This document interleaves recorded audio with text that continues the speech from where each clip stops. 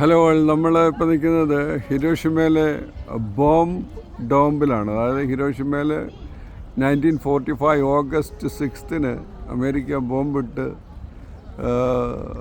ചാരമാക്കി കളഞ്ഞ ഹിരോഷിമയിലെ അതിൻ്റെ ഒരു സ്മാരകത്തിലാണ്. അവിടെ ഒന്ന് ബോംബിട്ട ഒരു സ്മാരകം ഇവിടെ അവർ ഇന്നും സൂക്ഷിക്കുന്നുണ്ട്. ആ സ്ഥലത്താണ് നമ്മൾ നിൽക്കുന്നത്. ഇവിടെ ഇപ്പോൾ അവർ സൂക്ഷിച്ചിരിക്കുന്ന അതിൻ്റെ ഇപ്പോഴത്തെ ഈ ഹിരോഷിമ സിറ്റി അതിന് ചുറ്റുമുള്ള സ്ഥലങ്ങൾ കണ്ടു കഴിഞ്ഞാൽ എന്ത് ഭംഗിയായിട്ട് അവർ സൂക്ഷിച്ചിരിക്കുകയെന്ന് നോക്കി.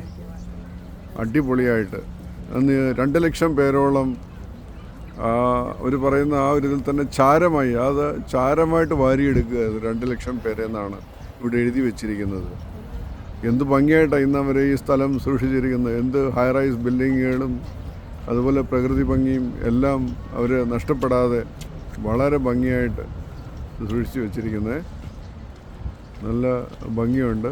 ഇനിയും ഇങ്ങനെ ഒരു ഇതുണ്ടാവാതിരിക്കാൻ വേണ്ടിയിട്ട് നമുക്ക് എല്ലാവർക്കും സമാധാനപ്രിയരായിട്ട് ഈ ഭൂമിയിൽ ജീവിക്കാം. ഇതിൻ്റെ ആഫ്റ്റർ എഫക്റ്റായിട്ടും പിന്നെ പല തുടർന്ന് വന്ന വർഷങ്ങളിലും കുറേ പേര് മരണപ്പെട്ടിട്ടുണ്ടെന്നുള്ളതാണ് മനസ്സിലാക്കാൻ പറ്റുന്നത്. നമ്മൾ പഠിച്ചിട്ടുണ്ട്. Okay, you guys, bye.